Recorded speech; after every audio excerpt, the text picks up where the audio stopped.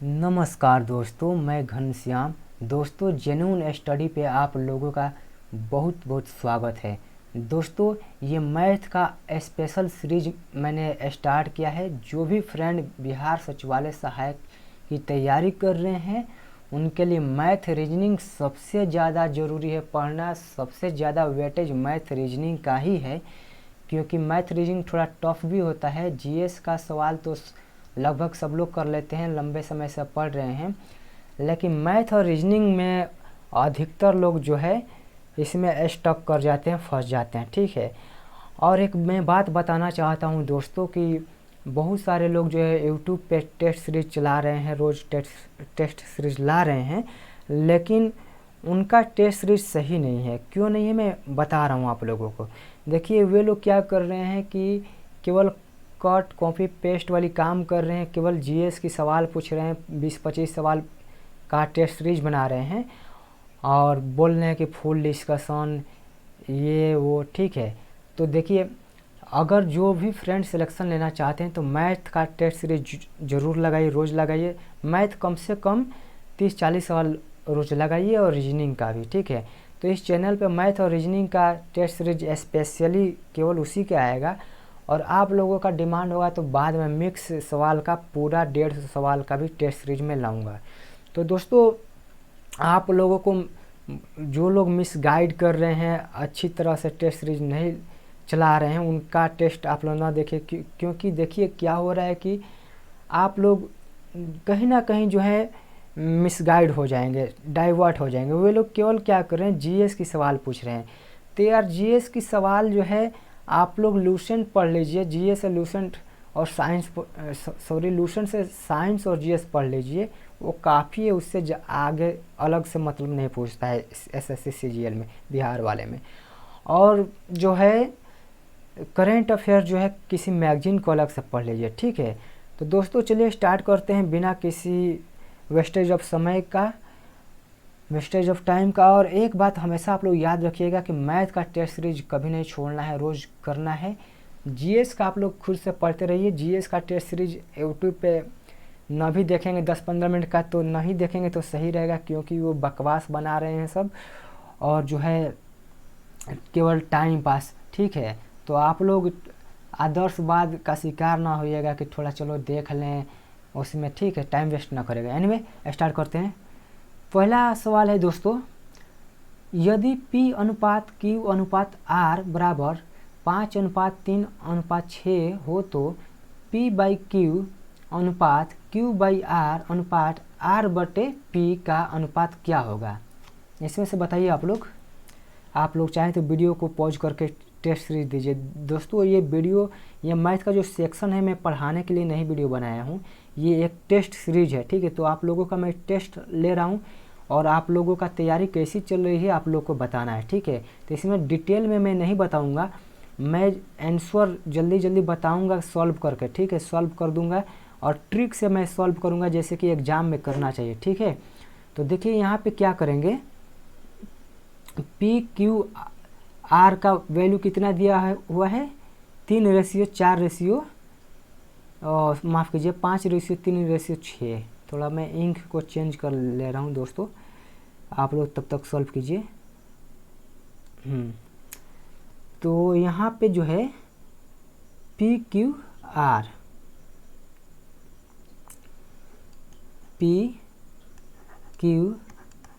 की वैल्यू कितना दिया हुआ है, 5:3:6। इसको सॉल्व करने का सबसे अच्छा उपाय क्या है, 5-3-6 का इन तीनों का क्या करना है, एलसीएम निकाल लेना है। इसका एलसीएम निकालेंगे तो कितना आएगा, 30 आएगा। ठीक है, 30 आएगा। उसके बाद से यहाँ पे जो दिया हुआ है P/Q, Q/R और R/P, इसमें PQR का वैल्यू दे देना है और 30 से मल्टीप्लाई कर लेना है। ठीक है, गुना कर लेना है तो आंसर आ जाएगा। तो इसमें क्या करना है, देखिए P का वैल्यू कितना है, 5 है, बट्टे Q का वैल्यू कितना है, 3 है, और एलसीएम कितना आया है, 30 आया है। ठीक है, फिर ये अनुपात में है। उसके बाद से Q का वैल्यू कितना है, 3 है, R की वैल्यू कितना है, 6 है, गुने 30 कर लेना है। फिर रेशियो कर लेना है, अनुपात। आर का वैल्यू कितना है, आर का वैल्यू 6 है और पी का वैल्यू कितना है, 5 है। और रेशियो और ये एलसीएम कितना है, 30 आया है। ठीक है, 30। अब इसको सॉल्व कर लीजिए, आंसर आ जाएगा। 3 दहिया कितना हो जाएगा, 30 हो जाएगा। 6 पचे कितना हो जाएगा, 30 हो जाएगा। 5 छके कितना हो जाएगा, 30 हो जाएगा। तो अब इसको जो है आप लोग गुना करके देखिए कितना आता है। ये 10 पचे कितना होगा, 50 हो जाएगा। रेशियो 5 3 15, रेशियो 6 6 का 36। ठीक है, तो 50 15 36 किस में है, ऑप्शन नंबर 1, इसका ये आंसर होगा। ठीक है, अगला सवाल देखते हैं। इसमें दिया हुआ है अगला सवाल जो है, एक स्थान पर उपस्थित सभी व्यक्तियों ने आपस में हाथ मिलाया, इस प्रकार कुल 55 बार हाथ मिलाया गया, व्यक्तियों की संख्या कितनी है। दोस्तों इसमें एग्जामिनर ने सवाल को पलट कर पूछा है और ऐसा भी आता है सवाल। जनरली क्या होता है कि व्यक्तियों की संख्या दिया रहता है, उसमें पूछता है कि हाथ कितने बार मिलाया गया, लेकिन इसमें हाथ मिला लिया गया है, उसके बाद पूछा गया है कि कितने व्यक्ति थे जिन्होंने 55 बार हाथ मिलाए। दोस्तों इसका फार्मूला देखिए क्या होता है। जैसे कि व्यक्तियों की संख्या हमें निकालना होता है कि कितने बार हाथ मिलाए, तो कितने बार हाथ मिलाए इसका फार्मूला आप लोग को मैं पहले बता दे रहा हूँ। n इंटू n-1/2 होता है।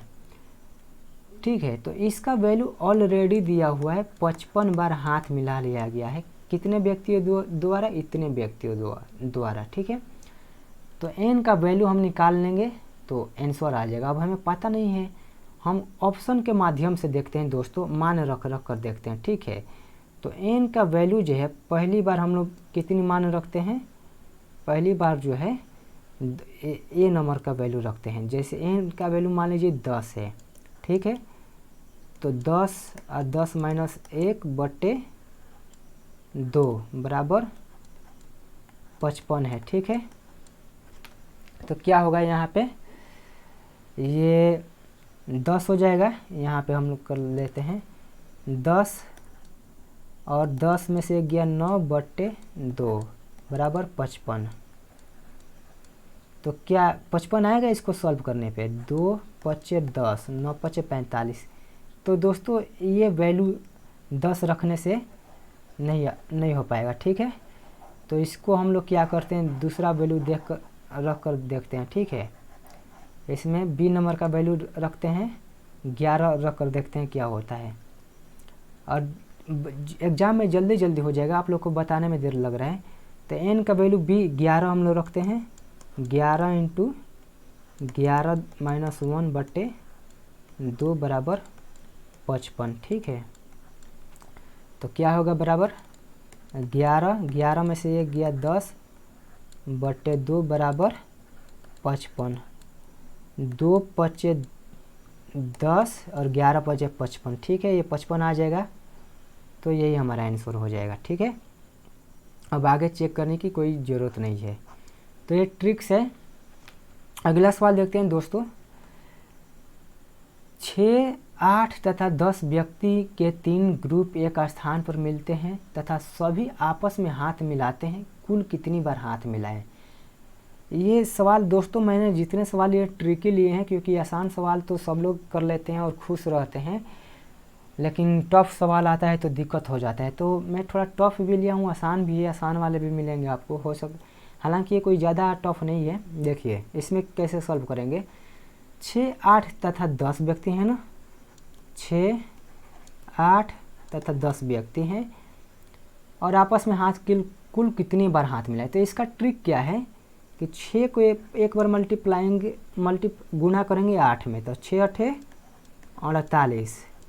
फिर 6 को जो है 10 में गुना करेंगे, 6 दहिया 60। फिर 8 को जो है 10 में गुना करेंगे प्लस 8 दहिया 80 और तीनों को जोड़ देंगे, जो आएगा वही आंसर हो जाएगा। इन तीनों को जोड़ेंगे तो हमारा 188 आएगा और यही आंसर है। ठीक है, तो आप लोग ट्रिक्स को समझते चलिए। ठीक है, और रोज़ इसे 2 बार 3 बार सॉल्व करेंगे, आप लोग का को कंसेप्ट जो है बहुत अच्छा हो जाएगा। ठीक है, अगला सवाल देखते हैं दोस्तों। इसको आप लोग थोड़ा देखिए कैसे होगा। ये ट्रेन वाली सवाल है। ठीक है, इसमें दिया हुआ है एक 150 मीटर लंबी ट्रेन विपरीत दिशा में 18 किलोमीटर की चाल से चल रहे एक व्यक्ति को 6 सेकंड में पार कर जाती है, तो ट्रेन की गति किलोमीटर प्रति घंटा में ज्ञात करना है। ठीक है, तो देखिए दोस्तों इसमें क्या होगा। इसमें दिया हुआ है 6 सेकंड में पार कर जाती है, यानी क्रॉसिंग कर जाती है। ठीक है, तो पार करने में लगा समय या क्रॉसिंग करने में लगा समय। ठीक है, पार करने में लगा समय। ठीक है, लगा समय कितना होगा, तो समय बराबर दूरी बटे चाल। ट्रेन की दूरी कितना है, 150 मीटर है। जब भी कोई ट्रेन दोस्तों किसी इंसान को पार करती है या पुल या पेड़ पौधे खंभा को, तो उसका जो लंबाई जो है या दूरी जो है हम लोग इग्नोर कर देते हैं, नज़रअंदाज कर देते हैं, नेग्लिजिबल होता है, तो उसका 0 मान लेते हैं। तो पार करने में लगा समय बराबर कुल दूरी आदमी की दूरी प्लस ट्रेन की दूरी बटे कुल समय चाल। समय बराबर दूरी बटे चाल। तो ट्रेन की चाल नहीं दिया हुआ है, v इसे मान लेते हैं, और आदमी की चाल जो है ना 18 किलोमीटर प्रति सेकंड है। ठीक है, माफ़ कीजिए 18 किलोमीटर प्रति घंटा है। तो 18 किलोमीटर प्रति घंटा को मीटर प्रति सेकंड में बदलने के लिए 5/18 से गुना करते हैं, तो 18 से 5 बच जाएगा, तो ये 5 सेकंड हो जाएगा, क्योंकि समय भी सेकंड में दिया है 6 सेकंड और दूरी जो है मीटर में दिया है। अब इसी को सॉल्व कर लेंगे। देखिए तो कितने 6 सेकंड दिया है ना समय, तो 6 सेकंड दिया हुआ है, तो यहाँ पे 6 लिख लीजिए, और ये 150 और 0 है तो 150 ही रहेगा। 150 बट्टे v प्लस 5, तो ये 6 से ऊपर कट जाएगा, 25 छक्का 150 होता है। ठीक है, बराबर क्या हो जाएगा, v प्लस 5, ये क्या हो गया, 1 सेकेंड,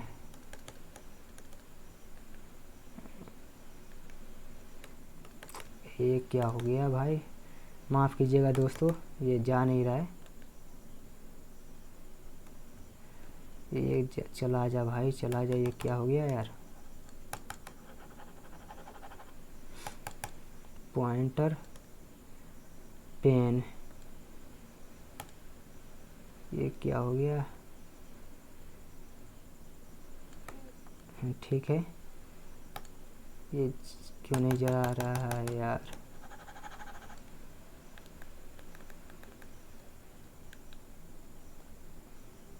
ये गड़बड़ हो गया है, माफ़ कीजिएगा दोस्तों। इस सेशन में मैं अभी सवाल को ला रहा हूँ, आ गया। ठीक है, तो यहाँ पे हम लोग कहाँ तक सॉल्व कर दिए थे, 6 से ऊपर कट जाएगा। ठीक है, तो ये अब क्रॉस मल्टीप्लिकेशन हम लोग कर लेते हैं। ठीक है, यहाँ पे ये ऊपर चला जाएगा। ठीक है, ऐसे तो v प्लस 5 बराबर 25 हो जाएगा, ये 5 इधर प्लस है तो इधर आकर माइनस हो जाएगा, तो v बराबर कितना हो जाएगा, 20 हो जाएगा, 20 मीटर प्रति सेकंड। ठीक है, लेकिन आंसर जो है किलोमीटर प्रति घंटा में पूछा है।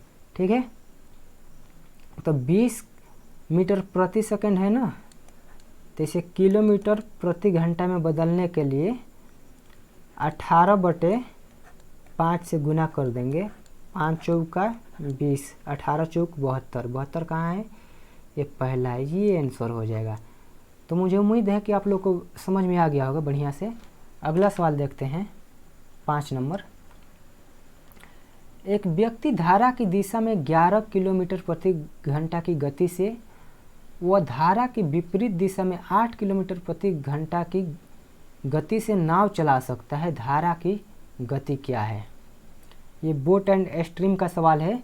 एक व्यक्ति धारा की दिशा में, ठीक है, तो धारा की दिशा में यह इसमें एक फॉर्मूला है, आप लोग याद कर लीजिए। धारा की दिशा में अगर कभी भी नाव चलाने की बात हो तो x प्लस वाई करते हैं और इसका वैल्यू दिया है 11, ठीक है। वह धारा की विपरीत दिशा में जब भी बोले ना तो x माइनस वाई कर देते हैं, बराबर 8 दिया हुआ है, ठीक है। तो इसमें पूछा हुआ है धारा की गति, यानी धारा y की गति पूछा है। जब भी y की धारा गति पूछें तो इन दोनों में से x प्लस वाई में से x माइनस वाई का वैल्यू घटा देते हैं और 2 से भाग देते हैं। तो 11 में से 8 गया 3 हो जाएगा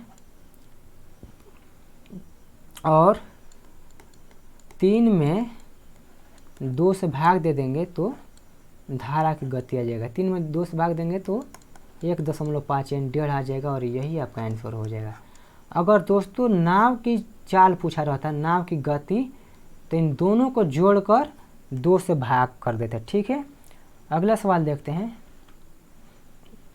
दोस्तों। ये CI का क्वेश्चन है, चक्रवृद्धि ब्याज वाला, ठीक है।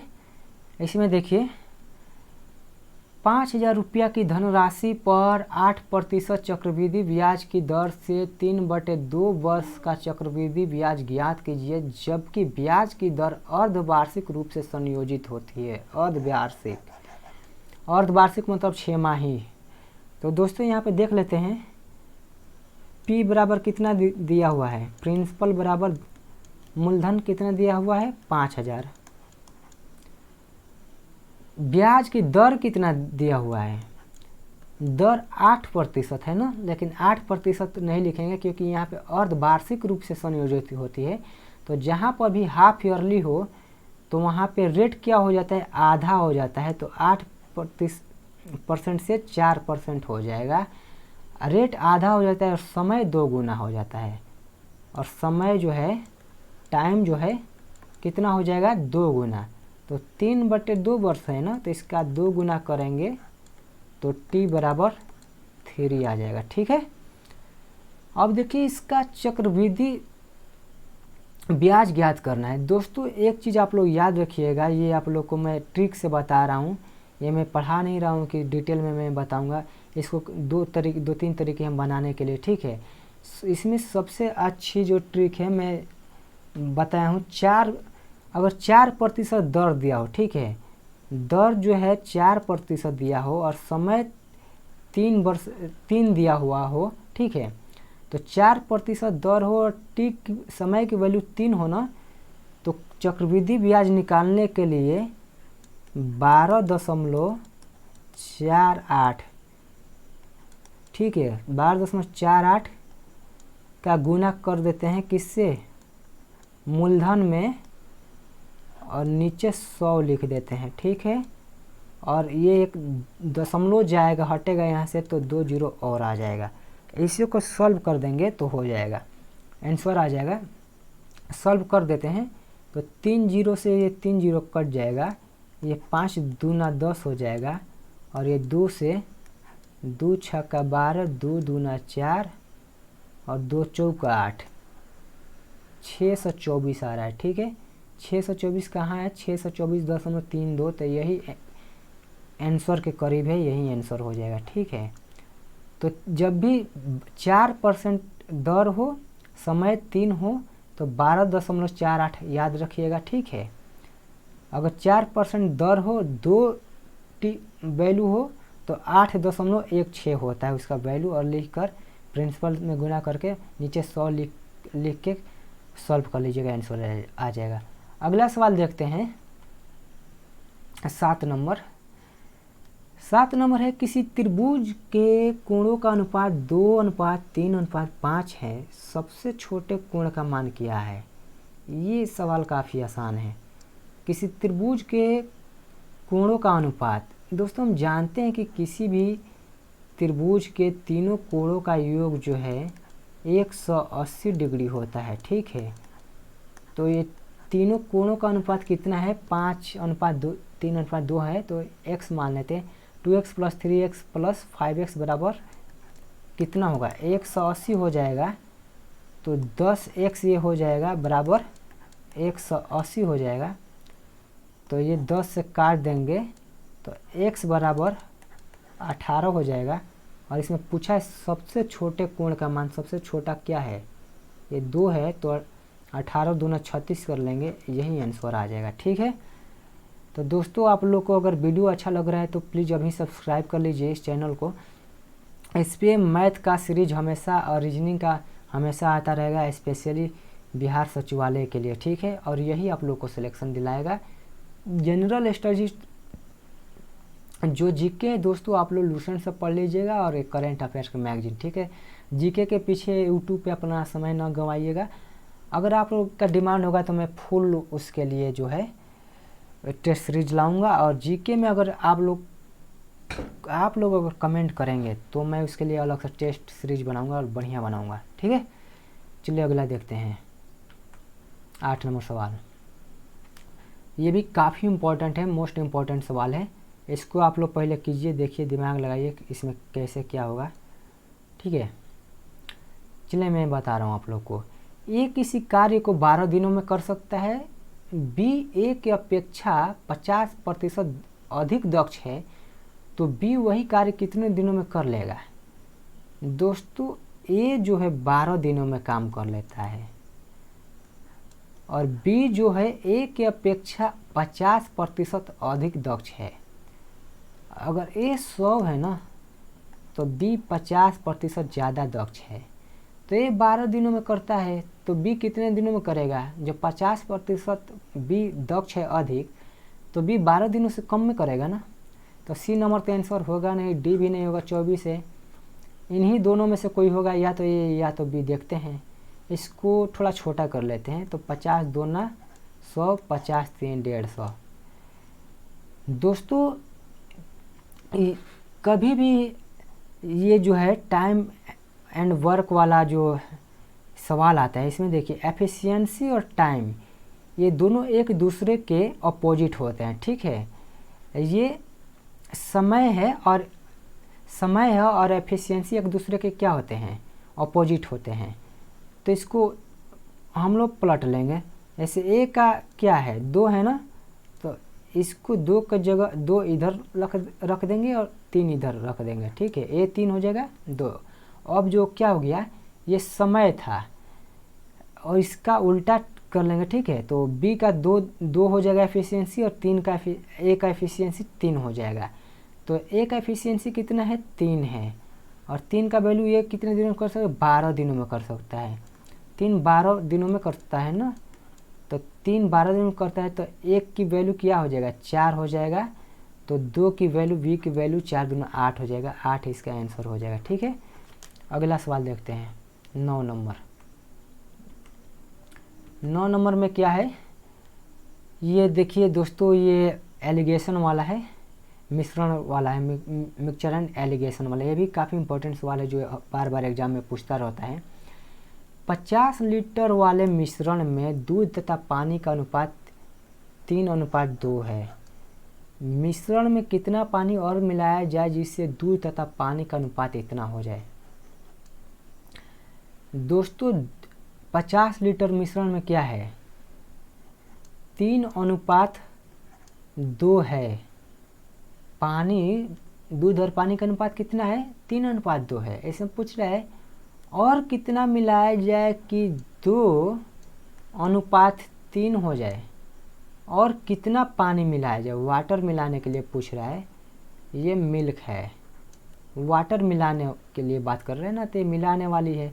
दोस्तों कभी भी मिलाने की बात करें या घटाने की बात करें तो इसको हम लोग नहीं कंसिडर करते हैं, इसको नहीं लेंगे, बस इसी से हमारा आंसर निकल जाएगा। देखिए कैसे होगा, ये 50 लीटर है ना, तो 50 में ये 3/2 से गुना कर लीजिए, तो 25 दूना 50 हो जाएगा और ये 25 3 75 हो जाएगा। टोटल मिश्रण आ जाएगा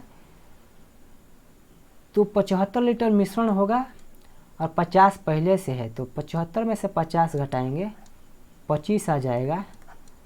यही आंसर हो जाएगा। 25 लीटर और पानी मिलाना पड़ेगा। ठीक है, 10वां सवाल देखते हैं दोस्तों। ये भी मिश्रण वाला एक और सवाल ले लिया हूँ, काफ़ी इम्पोर्टेंट है। जो इसमें मतलब इसमें जो भी सवाल लिया हूँ काफ़ी सिलेक्टेड है, जो आना ही है एग्ज़ाम में, इसीलिए मैंने जितने सवाल लिए हैं मैंने टाइप किए हैं, सब ढूंढ ढूंढ कर टाइप किया है मैंने, ताकि आप लोगों को मैक्सिमम बेनिफिट हो सके इस टेस्ट सीरीज से। ठीक है, देखिए किसी बर्तन में दूध और पानी का 60 लीटर मिश्रण भरा हुआ है, जिससे पानी की मात्रा 20% है, और कितना पानी मिलाया जाए ताकि मिश्रण में पानी की मात्रा 25% हो जाए। देखिए किसी बर्तन में दूध और पानी का 60 लीटर मिश्रण है। देखिए इसमें जो है कोई भी मात्रा होता है ना, अपने आप में 100 लीटर 100% होता है। ठीक है, ये 60 लीटर है ना, ये 60 लीटर है, तो अपने आप में ये कितना है दोस्तों, 100% है। जिसमें क्या दिया है, पानी की मात्रा 20% दिया हुआ है। पानी 20% है तो दूध कितना हो जाएगा, 80% हो जाएगा। तो इसमें पूछ रहा है, ये मिल्क कर लेते हैं, ये वाटर कर लेते हैं। ठीक है, इसमें पूछ रहा है और कितना पानी मिलाया जाए ताकि मिश्रण में पानी की मात्रा 25% हो जाए। ठीक है, तो पानी की मात्रा 25% हो जाए, यानी कि पानी की मात्रा 25% हो जाए, राइट। और मिल्क की पहले जो है क्या है इसका, पहले थोड़ा सा मुझे एक सेकेंड माफ़ कीजिएगा, इसमें इसको जो है काट देते हैं। ठीक है, ओहो माफ़ कीजिएगा, इसको मिटा देते हैं। मैं आप लोगों को फिर से बता दे रहा हूँ। इसमें 60 लीटर मिश्रण है ना, इसमें 20% पानी है। ठीक है, तो 20% पानी है तो 80% क्या हो जाएगा, दूध हो जाएगा। 80% दूध हो जाएगा ना, तो यहाँ पे हम लोग एक मिनट इंक में रेड वाला ले लूँ। तो इसमें पहले दूध लिखते हैं। दूध को मिल्क में यहाँ पे एम से लिख दे रहा हूँ, ये वाटर हो जाएगा। ठीक है, तो ये जो है 80% पहले था और 20% पानी है। इसमें पूछ रहा और कितना पानी मिलाया जाए ताकि मिश्रण में पानी की मात्रा 25 हो जाए, यानी 25% अगर पानी हो जाएगा तो दूध कितना हो जाएगा, 75% हो जाएगा। तो इतना ये मिलाने वाला घटाने वाला तो हमें लेना नहीं है, केवल इससे हमारा हो जाएगा सॉल्यूशन। देखिए अभी यहाँ पे मैं सॉल्व करके बता दे रहा हूँ। ये 80/75 है। ठीक है, 80/75 है, और कितना है मिश्रण में पानी, 60 लीटर है। मिश्रण दूध और पानी का मिश्रण कितना है, 60। इसी को सॉल्व कर लीजिए, आंसर अब तुरंत आ जाएगा। ये 15×5 = 75 हो जाएगा, 15×4 = 60 हो जाएगा। ये 5 से 16 × 5 = 80 है, 16×4 = 64 हो जाएगा। ठीक है, 64 हो जाएगा ना। अब पहले 60 लीटर था मिश्रण, तो 64 में से 60 घटा लीजिए, 4 आ जाएगा, तो 4 लीटर पानी मिलाना पड़ेगा। दोस्तों इसको एक बार और देख लीजिएगा अगर कन्फ्यूजन होगा तो। ठीक है, तो ये सारे इम्पोर्टेंट सवाल हैं आप लोगों के लिए। और मैं अगला वीडियो लाऊंगा दोस्तों, तो कम से कम 25 सवाल का सेट लाऊंगा ताकि आप लोगों को ज़्यादा से ज़्यादा फ़ायदा हो सके। तो दोस्तों अगर आप लोग को वीडियो अच्छा लगा तो सब्सक्राइब कर लीजिए। केवल मैथ और रीजनिंग आप अपना 100% मैथ रीजनिंग में 100% आप अपना स्कोर करना चाहते हैं तो इस चैनल को सब्सक्राइब कर लीजिए, क्योंकि ये चैनल मैथ रीजनिंग के लिए स्पेशल बना हुआ है दोस्तों, ताकि बिहार सचिवालय सहायक का एग्जाम फर्स्ट अटैम्प्ट में आप लोग क्रैक कर सके। और मैथ रीजनिंग ही स्पेशली सिलेक्शन दिलाएगा, क्योंकि जीएस सेक्शन जो है ना, जीएस सेक्शन में क्या होता है, छोटे छोटे सवाल आते हैं जो आप लोग बहुत लंबे समय से पढ़ रहे हैं, वो हो जाएगा। और 100% तो किसी से नहीं हो पाता है, ठीक है, लेकिन मैक्सिमम जितना हो जाना चाहिए आप लोग कर लेंगे। तो जीएस में तो लोग नकल भी कर लेते हैं, लेकिन इसमें मैथ और रीजनिंग में कोई नहीं कर पाएगा, क्योंकि सबको अपना सॉल्व करना होता है। तो वीडियो देखने के लिए एक बार फिर धन्यवाद दोस्तों, थैंक यू सो मच। जय हिंद, जय भारत।